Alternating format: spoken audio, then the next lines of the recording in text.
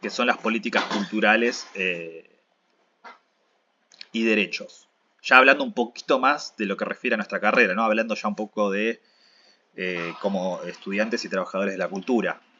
¿A qué se refiere en sí con políticas culturales?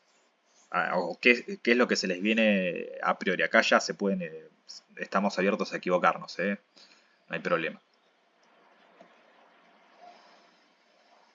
Sí, al rol que cumple el Estado generando programas, asistencia, eh, en cuanto a poder generar espacios de desarrollo de la industria. Bien, sí, sí, viene por ahí, exactamente. ¿Qué más? Qué se les viene cuando hablamos de políticas culturales y derechos?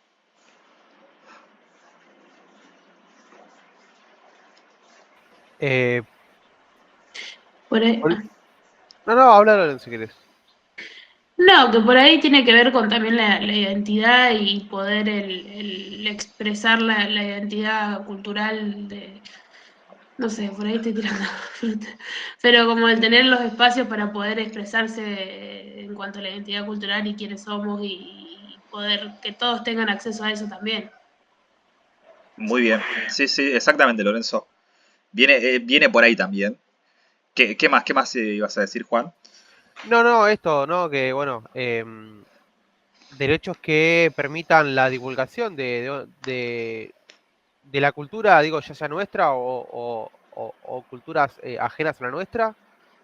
Em, no, digo que eso, ¿no? Me parece que es eso. Eh, Bien, bien, bien. Sí, Impulsar también la cultura como un trabajo, ¿no? Como un hecho productivo, no solamente como mera cuestión de expresión o manifestación, sino como eso, como producción. bien. Sí, a Walter ibas a decir algo, creo. No, sobre lo que decía Camila, sí, a ver si vos decís que esto de, bueno, estoy tildadísimo, que no sea como que solo la política cultural sea divertimento o sea entretenimiento de la sociedad, sino también crecimiento. Total, se habló mucho de ese debate hace unas semanas con todo el comentario de Francella sobre el tipo de cine que se hace y, y se planteó mucho que el cine es un trabajo, que hay trabajadores audiovisuales que viven de eso. Hay artistas que viven de su arte y eso también tiene que, no sé, ser, no sé, tenido en cuenta. Total, total. Gran parte de lo que dijeron en sí está en lo correcto. Creo que ninguno le desatinó en sí en la cuestión del desarrollo de las políticas culturales. Tiene mucho que ver con la cuestión de identidad, de expresión, de los distintos artes que la componen, obviamente. Tiene que ver con la cuestión de industria, de desarrollo industrial. No nos olvidemos que la industria cultural es una de las mayores industrias a nivel mundial que factura muchísima cantidad de dinero y mueve economías. Y no olvidemos también, prosigo un cachito más. Esta cuestión de derechos culturales o la cultura en sí, que obviamente tiene su propia economía, que tiene su propia referencia y la identidad, su propia apertura, los derechos culturales los concebimos como parte de los derechos humanos, que se los ha entendido como derechos de segunda generación. Obviamente apuntan fundamentalmente a la problemática de la igualdad en reconocimiento de acceso a los derechos económicos, sociales y obviamente culturales, donde es necesaria obviamente una intervención activa del Estado para asegurar su existencia y su vigencia. Todos los estados de países desarrollados o que países que buscan en sí el desarrollo de la cultura porque encuentran en ello no solamente una cuestión de descripción o fomento de la identidad nacional o fomento de las distintas identidades que tiene un país, habla también sobre el desarrollo de la economía de un país. No nos olvidemos que la mayor industria de la cultura, que es Estados Unidos, entiende bien ese juego de inversión sobre la parte pública y privada para el desarrollo de la cultura. Tanto en sí que en el cine, la inversión en lo que sería el cine independiente es fundamental para que eso progrese y genere también inversión privada. No nos olvidemos que el cine independiente norteamericano da orígenes a directores, actores, que obviamente todavía no tienen el reconocimiento público o el reconocimiento de las partes privadas, y que a medida que ellos van avanzando, van desarrollándose, van generando ya una conclusión y un desarrollo que les permite generar oportunidades en la parte privada. Por eso ambos se complementan a la hora de generar producciones audiovisuales en este caso, ¿no? ¿Un estereotipo cultural? O por ahí estoy tirando cualquiera. En sí el arte y lo que sería la relación de misma va generando significados, símbolos, interpretaciones, desde la cuestión más simple de cómo un plano con otro plano generan un significado. El simbolismo en la vida cultural también lo interpretamos como esa relación que hay con las distintas artes que van generando conclusiones sociales. Y que de esa manera nosotros tenemos que tener acceso a poder comprender, pero también a poder generar esos simbolismos a través de las distintas artes que la componen.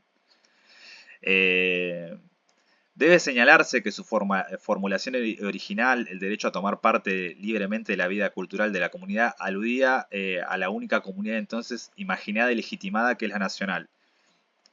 Esto de entender la cultura legitimada e imaginada como la nacional es que la cultura nacional predomina como hegemónica, no como la única, pero sí a lo largo de la historia en relación a la cultura.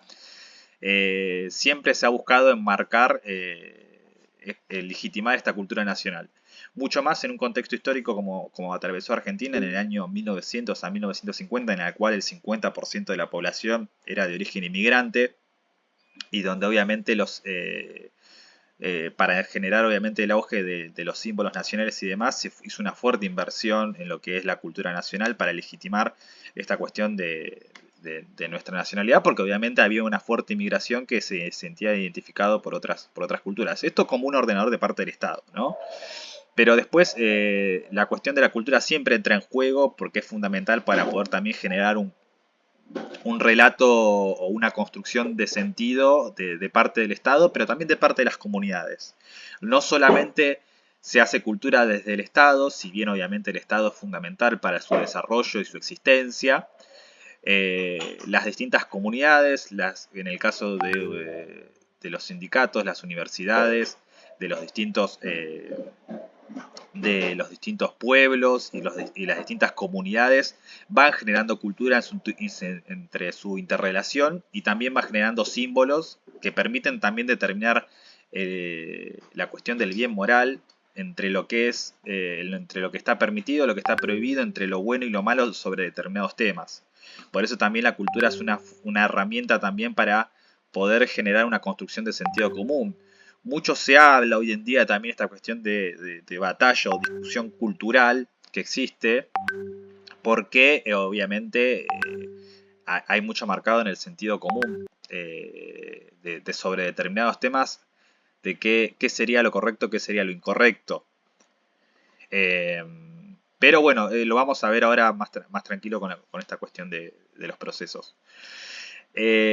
Acá habla sobre la cuestión de cómo los derechos humanos se interpretan en sí de las sociedades multiculturales, del cual deben involucrar a las múltiples comunidades dentro y fuera a través de la nación, como son los pueblos indígenas, los grupos afrodescendientes, la minoría de distinto orden político, religioso, étnico, lingüístico y los migrantes. Acá ya no se habla de un proceso de cultura solamente nacional, sino que a medida que se va pasando el tiempo se empieza a involucrar estas sociedades multiculturales y esta apertura hacia distintas sociedades, que habla sobre el proceso de esa aceptación de que obviamente si bien existe la cultura legitimada nacional, no sería la única, sino que hay otras identidades y otras culturas dentro de la misma nación que van componiendo las distintas culturas. Acá hablo sobre el Comité de Derechos Humanos de Naciones Unidas, que en 1990 interpretó que además de aludir a los individuos como ciudadanos de una nación, supuestamente caracterizada por una cultura uniforme, los derechos humanos refieren a identidades culturales diferenciadas, incluyendo de este modo a las distintas dimensiones colectivas. Las perspectivas conceptuales y los ámbitos de ampliación de los derechos culturales, desde donde se los conciben, son muy distintos y los que se complejiza su tratamiento. Puede identificárselo como el derecho a la cultura, el derecho a la expresión, al goce y a las tradiciones y las las distintas creaciones, tanto propias como ajenas. Pero también se puede entender el derecho de la cultura como esta cuestión de normalización o normatización de sectores específicos, como el patrimonio, el fomento a las artes, las industrias culturales y el espacio audiovisual. Tiene como esa cuestión de doble característica del acceso a los derechos de la cultura. Se habla desde una cuestión más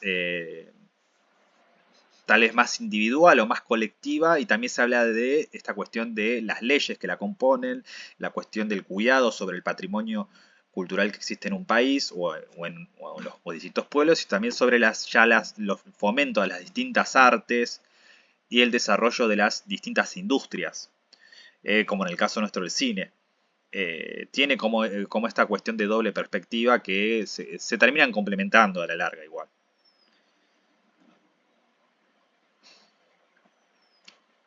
Y bueno, cuando nos vamos un poquito a qué se refiere, cuál es el desarrollo de las políticas culturales, hay dos definiciones que está bueno tener en cuenta, que está una que la que marca la UNESCO, en que sí que ha establecido a las políticas culturales como un conjunto de operaciones, principios y prácticas y procedimientos de gestión administrativa y presupuestaria que sirven como base para la acción cultural de un gobierno. Acá hay una mirada de la Organización de las Naciones Unidas en relación a que el desarrollo de las políticas culturales tiene una relación de Estado exclusivamente. Solamente una definición de Estado, obviamente, que es real, obviamente, porque las políticas culturales hablan sobre esta cuestión de operaciones que tiene el Estado sobre las prácticas administrativas. Obviamente, para ejecutar determinado sobre fomento sobre las distintas artes, se necesita un presupuesto, se necesita saber qué objetivos tiene un gobierno, para qué genera esa inversión sobre esa industria, cuáles son los objetivos del Estado en sí. Acá ya hay una cuestión de que lo podemos relacionar mucho con la cuestión del bien común. ¿Qué cree que es el gobierno o lo que determina como bien común? Va interpretando esta cuestión de su visión en base a cómo se desarrollan las industrias culturales. Puede ser por omisión, o sea, por no querer intervenir tranquilamente sobre el desarrollo de las políticas culturales. Eso no significa que la inversión que no se genere sobre esas industrias no tenga un resultado. Todo lo contrario, lo que uno no desarrolla lo termina desarrollando otro sector de las industrias culturales. Y ahí se habla donde, obviamente, si el Estado no invierte, es muy probable que el privado o la cultura extranjera predomine sobre la nacional en este caso, ¿no? Siempre hablando de esta cuestión de centro y periferia, pero también de esta cuestión de predominancia de cultura extranjera sobre la de la propia nación existe. Y ese mercado o esos espacios que no va ocupando el Estado y el gobierno para poder intervenir en las distintas políticas, lo termina interviniendo tal vez el privado con otros objetivos, que son distintos tal vez a los que tenga el Estado. ¿Se entiende hasta acá más o menos?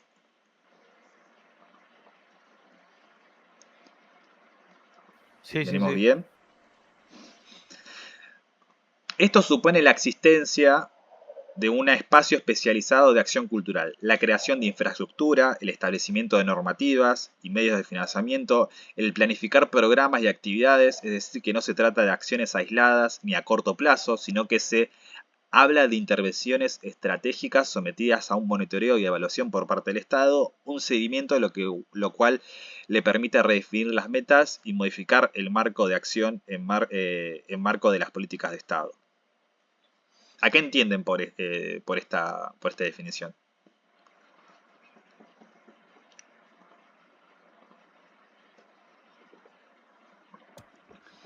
Y por ejemplo, el Inca es un ejemplo de esto.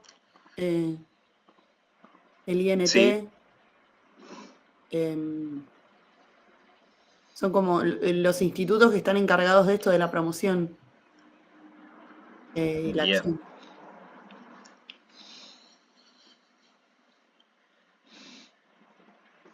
¿Qué más?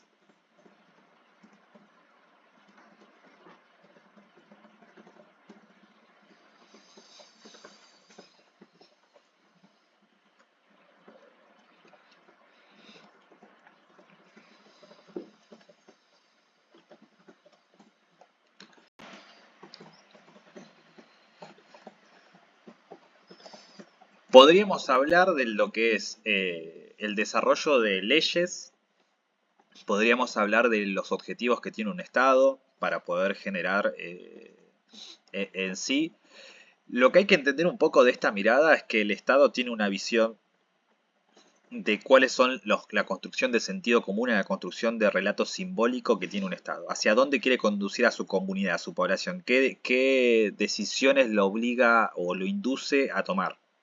Entendiendo que el Estado, además de ser una persona que se encarga de organizar a la sociedad, trata de conducirla. Y la manera de conducir a la sociedad hacia determinados objetivos o hacia determinados bienes comunes, se podría decir, hacia ese bien común, son los objetivos que se marca el Estado. Y esto le puede generar su desarrollo hacia una comunidad tal vez resuelta en sus problemas cotidianos o también a su autodestrucción, dependiendo mucho qué valores se pongan en juego o cuáles son las ideas que tenga en valor en sí el gobierno que fomenta este desarrollo de las políticas. Y esto lo han entendido en su momento, pongo el ejemplo de lo que es la Alemania nazi, que ha comprendido y ha comprendido en el desarrollo de las políticas culturales un cine que fue una construcción de su relato en sí mismo, esta cuestión de sociedad de superior o esta cuestión de buscar enemigos internos para poder generar sus objetivos, que a la larga obviamente pudo conducir a una gran masa de población hacia los distintos conflictos y las distintas guerras que ha tenido. No nos olvidemos que también hacer políticas culturales no significa generar un bienestar en la sociedad, también puede generarse obviamente el fomento hacia el odio hacia esas minorías generar también conflictos entre otras naciones. Y eso lo ha interpretado también Estados Unidos en su momento con el desarrollo del cine en la plena Guerra Fría, donde se ha buscado generar esa cuestión de enemigo interno. Lo hemos visto tal vez en algunas películas que trabajan mucho con esta cuestión del extraterrestre como esa persona abducida, en el cual es propio de nuestra comunidad y que en gran parte refiere a que ha sido capturado en sí por el comunismo en esa época. O sea, la construcción de relato y la construcción de sentido en las comunidades, esos países lo han desarrollado o lo han entendido bien en base a sus estrategias políticas y a sus objetivos económicos. Por eso es entender que el Estado no es no, no es que desarrolla en sí las políticas culturales porque busca solamente la cuestión de referencia a la expresión humana, sino también que tiene claros objetivos para poder generar las distintas acciones. Y acá hablamos ya un poco más en relación a cómo concibe las políticas culturales más cercano a la comunidad, más cercano a la definición de Canclini, que la define como un conjunto de intervenciones realizadas por el Estado, las instituciones civiles, los grupos comunitarios organizados a fin de orientar el desarrollo simbólico, satisfacer las necesidades culturales de la población y obtener consenso para un tipo de orden o de transformación social. ¿A qué nos referimos más? Esta definición de Canclini sobre las políticas culturales es una definición mucho más abierta que la anterior, ¿no? Que ya no incluye solamente al Estado, sino habla de grupos comunitarios, instituciones Sí, civiles. sí, como un impulso colectivo, no solamente desde lo estatal. Exactamente. ¿Y qué creen que algunos ejemplos encuentran referencias sobre esta definición de Canclini? ¿Dónde creen que encuentran el desarrollo? Sí. Sí, no, yo por ahí pensaba en lo que es la visibilidad de, por ejemplo, diferentes... ay, se me fueron los conceptos ahora. Pero, no sé, la visibilidad de las personas trans en el cine, la visibilidad de normalizar diferentes tipos de relaciones y familias. O sea, como tiene tanto poder y tanto impacto la comunicación, el normalizar ayuda a minorías a vivir más tranquilos. Por eso es muy importante también esto de visibilizar cosas y normalizarlas y no sé. También el tema de los trastornos mentales, como que hay muchas cosas que afectan a las minorías y el poder visibilizarlas de una forma normal y no escandalizada y demás, creo que favorece y nada, y no la censura en sí de esas cosas. No sé, me llevó a eso. Bien, no, está bastante acertado lo que decís. Eh, sí, lo que yo creo que establece acá es obviamente de una organización en conjunto.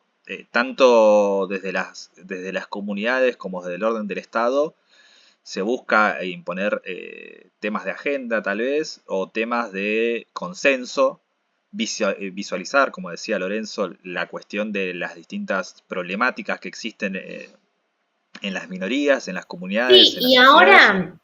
Sí, y ahora también lo que se está usando mucho es por esto, que en los streaming eh, hagan tipo columnas de diferentes problemas, o sea, tanto hablando de salud mental, de educación sexual, de, no sé, de los pensamientos obsesivos compulsivos, de los pensamientos intrusivos, y hablando de esto de salud mental, ¿no? Que hace que de alguna manera a la otra persona, capaz que tuvo un pensamiento y le da cosas, es como sacarlo, poder como hablarlo y que también esto, que sea natural, que lo veamos natural, poder hablarlo y expresarlo. Y que si se puede buscar ayuda, genial, y si no, bueno, decir, bueno, tengo la contención de que también a otras personas le pasa algo parecido o tienen estos mismos pensamientos y no soy yo sola. Pensaba referido a lo que dice Pauli, porque me da la sensación que desde el streaming hay más una beta más como es periodística que cultural, pero también pienso hasta dónde está el alcance de lo cultural, porque quizás lo periodístico también forma parte del espectro de lo cultural. Entonces, digo, hasta dónde llega o sea, ¿qué se considera como algo cultural? Teniendo en cuenta que la cultura es todo, como desde el derecho, ¿cómo entra? ¿Hasta dónde va? bien. Sí, lo que hay que entender es que la cultura tiene una construcción simbólica en la comunidad y que eso obviamente se genera a través de un consenso y también sobre las distintas discusiones que tiene una población sobre determinados temas, pero también sobre hacia dónde quiere llegar también como sociedad. Eh, las distintas discusiones del sentido común establecido siempre se ponen en crisis cuando se plantea una nueva orientación sobre determinado tema. Y eso permite que las distintas sociedades puedan generar distintos cambios, distintas transformaciones y distintas leyes. Las distintas leyes que se generaron, podemos hablar de la ley del divorcio, la ley del matrimonio igualitario, la ley del aborto, que son leyes tal vez de las más controversiales o que fueron discutidas en distintas épocas, digamos. Son leyes que estaban marcadas por un fuerte sentido común en el cual se puso en discusión, en el caso de la ley de divorcio, y que tenían una población que estaba en contra y otra a favor, y que una población trataba de convencer a otra sobre por qué era esta ley necesaria, y sobre cómo la cuestión de lo moral entra en juego. Y acá la cultura tiene que ver con eso también. Tiene que ver de cómo vamos generando distintos cambios en el sentido común a través de los distintos procesos históricos, que nos referimos al sentido común como una cuestión de pensamiento mayoritario, no como pensamiento único. Esto lo quiero dejar bastante en claro, porque no sería el sentido común, sería el pensamiento homogéneo, ¿no? El pensamiento dominante, no el pensamiento único, sino que es el que predomina como verdad mayoritaria en un momento y en un contexto determinado, en el cual puede cambiar, porque las distintas comunidades plantean discusiones sobre determinados temas que permiten que la sociedad cambie de pensamiento, cambie de mirada, y que tal vez lo que antes se consideraba como algo bueno o malo termine siendo al revés. Y esa construcción, la cultura tiene que marcada a través de la visualización de los problemas, permite que la aceptación de una comunidad vaya aceptando o vaya reconociendo los problemas que se plantea.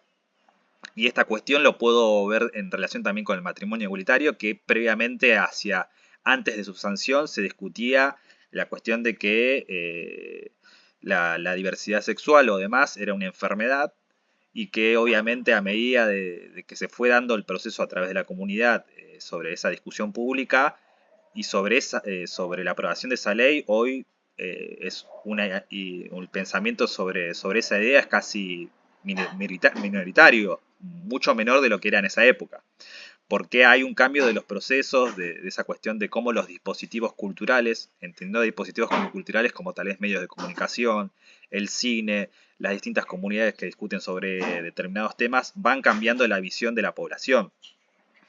Y ahí es donde tal vez podemos encontrar la cuestión de lo simbólico en juego, ¿no? De esta cuestión de que tal vez un pañuelo celeste significa algo que atraviesa en sí a una determinada comunidad, o un pañuelo verde significa otra construcción que trasciende más allá del pañuelo verde en sí, sino que se refiere a una cuestión simbólica y que se refiere a la comunidad en ese momento. Y esa cuestión de esa población entra en juego a través de la aceptación y el consenso. Es un proceso largo, por eso existe también la cuestión del cine como visualización de los problemas o simplemente de la construcción de la identidad cultural. Es fundamental para su desarrollo. Y acá es donde se establece esta cuestión que plantea Canclini. No solamente es el Estado el que impone una cultura o impone ciertos objetivos, sino también lo negocia con la sociedad. La sociedad también tiene sus cuestiones a satisfacer como población, y pueden machear, por decirlo de alguna manera, el Estado y la población, pero también tranquilamente puede estar en orden paralelo. El Estado puede querer conducir a la población hacia determinados objetivos, mientras que la población quiera imponer otros. Y eso habla sobre una cuestión política en el medio, que se da en el cine también, obviamente. Esta cuestión de lo que planteabas vos de la película de Francella en sí, que se ha sido muy crítica, tiene que ver también con esta cuestión de que si el Homo Argentum, como se plantea, es simplemente la representación de la cultura porteña, tal vez, y no se plantea los distintos no hay un desarrollo sobre los distintos argentinos, por decirlo de una manera, que representan las provincias o el interior del país, ¿no? Bueno, Y sí, eso se debatió y me acuerdo esto de que hablaban del rol del Estado como un unificador, no sé si existe la palabra, pero federalizador, como el hecho de democratizar también las miradas y las cosmovisiones de lugares en donde quizás lo masivo no tiene lugar. exactamente. Yo lo que creo es que se habla mucho de la cuestión de si el arte tiene que ser algo que es meramente mercantil o si tiene que tener algo de una mirada de arte, digamos. Yo creo que el cine, la industria, obviamente es una industria que requiere un sustento económico fuerte y una inversión de parte de las empresas y de parte del Estado. Eso no significa que obviamente no tenga un juego del arte.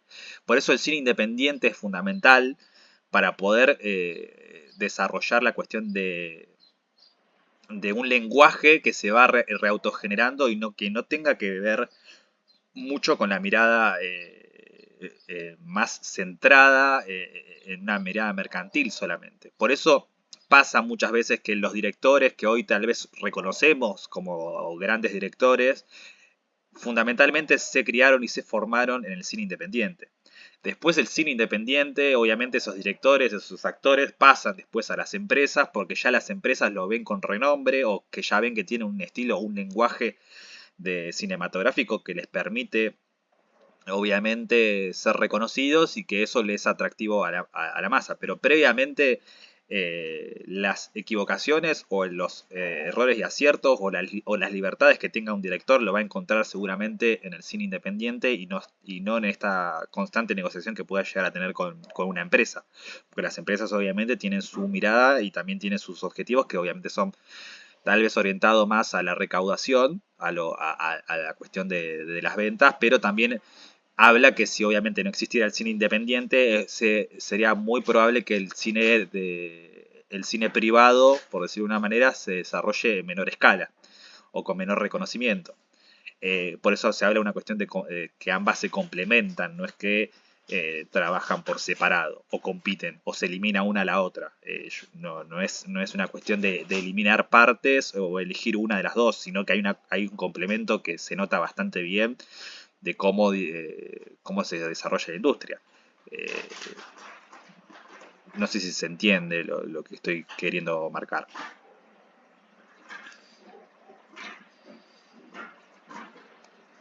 Si no hubiera pasado por el cine independiente. Totalmente. Sí, hay muchos directores que si no hubieran pasado por el cine independiente no hubieran tenido el reconocimiento. Y el cine independiente en Estados Unidos o en cualquier país desarrollado que le interese desarrollar las industrias culturales, la inversión pública existe. Existe porque hasta desde el aspecto impositivo. No nos olvidemos que Hollywood se genera justamente en una ciudad de desierto en sí, porque obviamente buscaban escapar de los impuestos impositivos de Nueva York y que el origen de la industria cinematográfica norteamericana va en base a la relación que tiene el Estado con el Estado. Y ahí es donde se fomenta lo privado. Después podemos hablar sobre la cuestión de los subsidios o de la cuestión de las distintas inversiones, pero el cine independiente sirve para eso, para la libertad creativa y para el desarrollo de los distintos directores. Después ya a medida que van siendo reconocidos, van teniendo su propia trayectoria, se van sumando ya tranquilamente a la parte privada y se complementan y hasta pueden negociarlo tranquilamente. Qué libertades tienen en base a lo que hacen también. Pero bueno, esta cuestión de Canclini referencia mucho más a lo que son el desarrollo de las políticas culturales. No solamente desde el aspecto del Estado, sino también de las instituciones, las sociedades, los propios... No se olviden que ustedes como comunidad de lo que sería la industria audiovisual, también generan políticas culturales. Cada decisión que toman en conjunto... En el caso de la universidad tiene un festival de cine que se llama el Festival REC, que es el desarrollo de una política cultural para la visualización de que son lo que son las la exposición de los distintos cortometrajes que se van realizando, o los distintos eventos que se van desarrollando en distintos clubes de barrio, en los distintos centros culturales, en las distintas comunidades, en la misma calle y demás, en todo, la cuestión de la cultura se ve en varias partes, no solamente desde el orden del Estado, sino desde el orden de la comunidad. Bien. Y acá hablamos un poco de las generaciones de las políticas culturales. Venimos bien hasta acá, ¿no? Así ya... Sí. ¿Sí? Bárbaro. Bien. Estas 3 generaciones de políticas culturales la vamos a entender desde el proceso tal vez histórico, pero también desde el proceso de la acción del Estado. No significa que no una comunidad o un centro cultural no pueda desarrollarlas. Yo creo que un centro cultural tiene también sus visiones ideológicas, sus construcciones simbólicas y sobre si ese desarrollo de las artes coincide o no con sus valores, también es una decisión propia. Pero acá hablamos sobre una mirada tal vez más desde el Estado, pero que tranquilamente puede estar relacionado con las comunidades. La primera habla sobre la orientada al desarrollo de las artes, la conservación del patrimonio y la ampliación del acceso a la cultura legitimada. ¿Qué interpretan por esta primera generación de políticas culturales?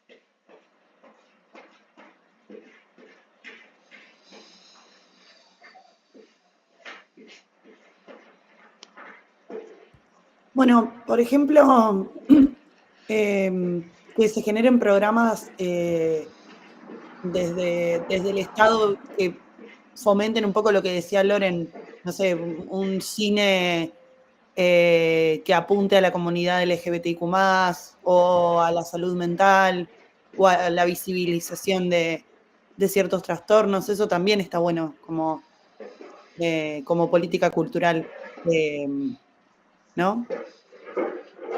Bien. ¿Qué más? Sí, sí, orientado al desarrollo de las artes como un impulso de decir, bueno, vamos por algún lado para empezar a desarrollar la cultura. Y conservación del patrimonio es todo lo cultural que ya se generó, que no desaparezca. Y ampliación de acceso sería personas que no tuvieron acceso a esos espacios culturales o medios culturales puedan tenerlo. Una ampliación, que no quede para una élite. Exactamente, muy bien. La primera a priori cuando el Estado desarrolla las políticas culturales es la conservación de lo que ya existe. O sea, lo que ya se reconozca como patrimonio cultural, el Estado debe cuidarlo.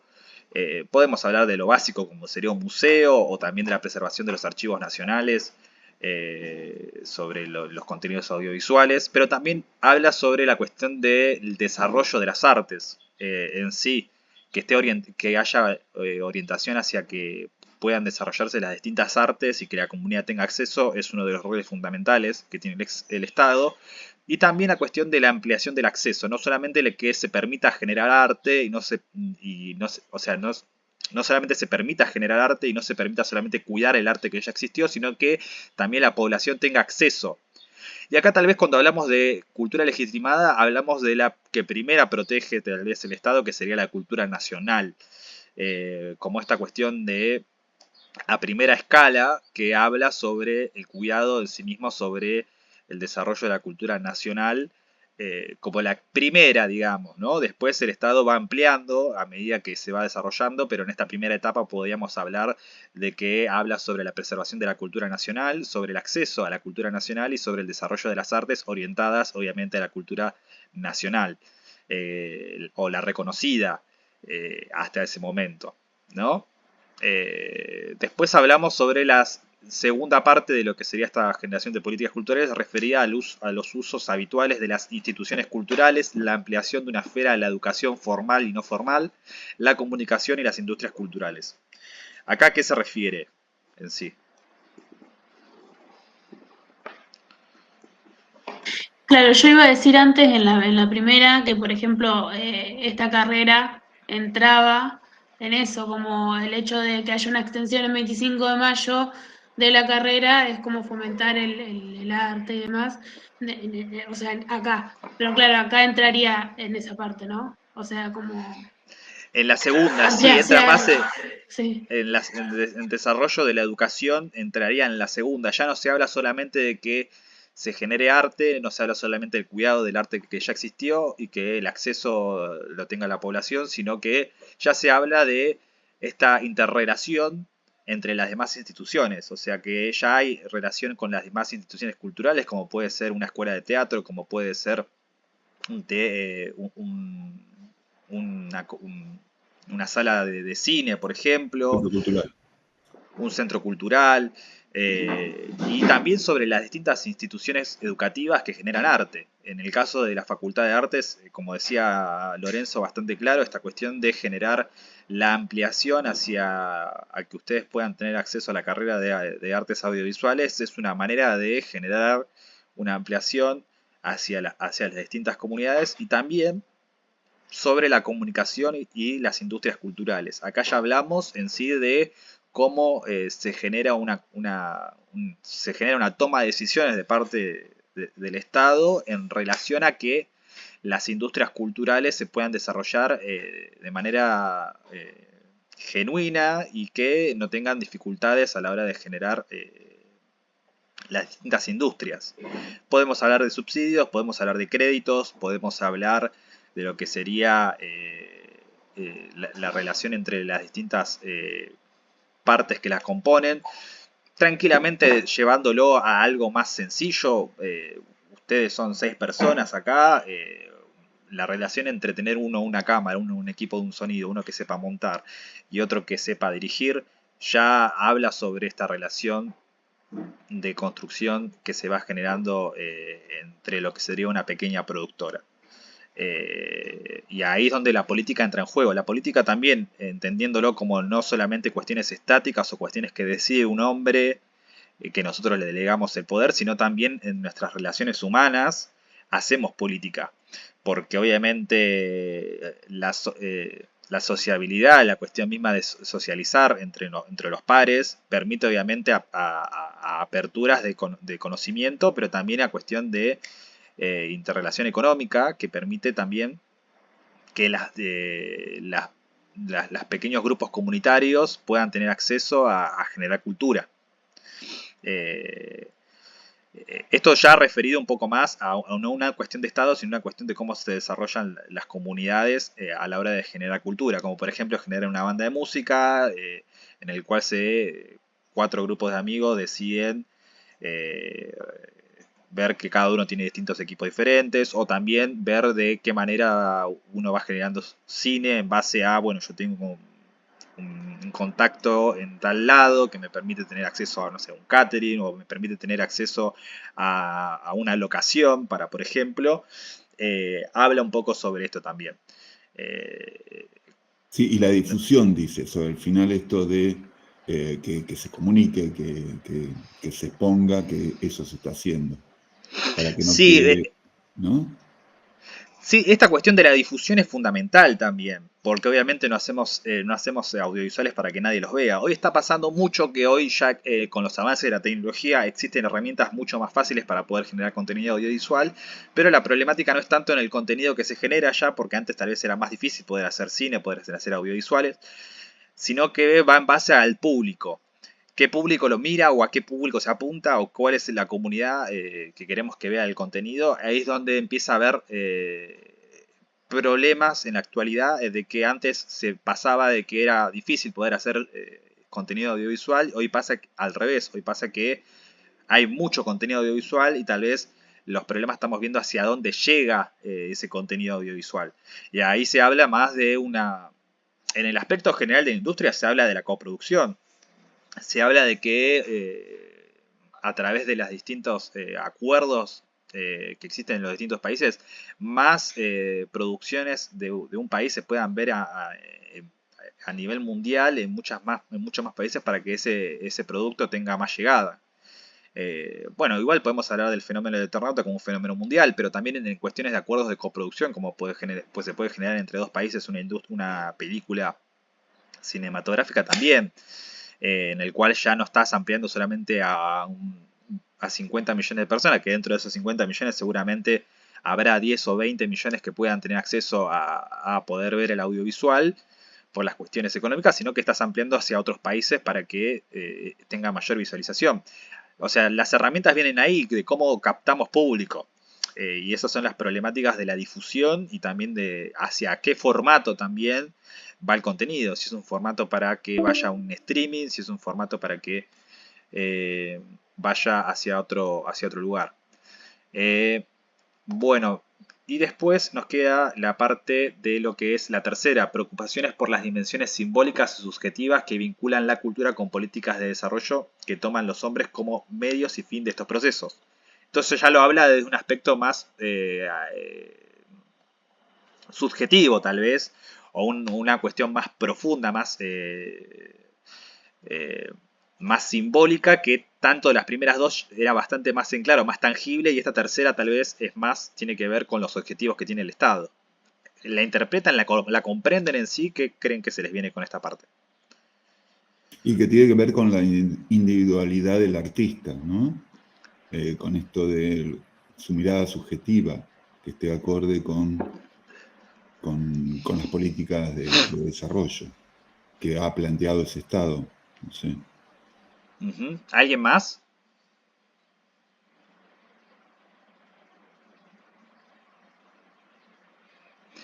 Lo que hay que entender un poco de esta tercera es que el Estado tiene distintos objetivos, como ya lo habíamos dicho. Y estos objetivos, obviamente, lo que permite esta construcción de estas dimensiones simbólicas que tiene, estamos hablando de parte del Estado, pero vuelvo a lo mismo, puede ser tranquilamente en una comunidad, puede ser tranquilamente en un centro cultural, tiene una ideología, tiene valores, tiene una mirada sobre la realidad, y que obviamente a través de cómo fomenta esa cultura tratan de dialogar o conducir hacia los distintos hombres hacia determinados objetivos. O sea, conducir hacia determinados... hacia fomentar el respeto por tal vez una comunidad o el odio hacia otra comunidad, es un fin que tranquilamente puede existir. Y que, sí, ahí pensaba, Rodrigo, en esto del sí. tercer cine. ¿Te acordás del movimiento latinoamericano argentino con Solano, Sí. el cubano, que era el tercer cine que tenía esto, un objetivo político Exactamente. fuerte para que los hombres en medio arribaran a un espacio, a una reivindicación, una mirada propia. Una visualización sobre determinados temas, sí, sí, totalmente. Y eso permite que esta cuestión del objetivo en esta tercera parte de políticas culturales se puedan generar con un determinado fin que ya tiene el Estado. Pero bueno, podemos pensar obviamente en una cuarta generación que habla sobre ya la diversidad cultural y que obviamente sobre la introducción de las distintas comunidades y sobre la ampliación sobre las identidades raciales, lingüísticas, ya orientadas por la cuestión de género o la orientación sexual. Habla sobre esta cuestión de introducción, ya no tanto la nacional, sino la multicultural, podríamos decir, esa cuestión de ampliación en esta cuarta generación. Y esta cuestión de la realidad y la retórica que pasa obviamente en esta cuestión de América Latina, en el cual está una cuestión de situación paradójica, en el cual podemos hablar sobre el deterioro de las instituciones, que habla sobre este proceso de que los derechos culturales hoy en día se dejan en una segunda parte, porque obviamente se busca resolver las dificultades que tienen las políticas nacionales y regionales, y que obviamente uno de los problemas que tiene, obviamente que se acude a resolver problemas de créditos y de deuda externa que no permite en sí proliferar estos objetivos. Pero también si se entiende también que si el Estado quiere generar una economía activa, un desarrollo de industria, y obviamente si en sí el objetivo es generar ingresos de divisas, por ejemplo, o inversiones, la cultura también es una herramienta.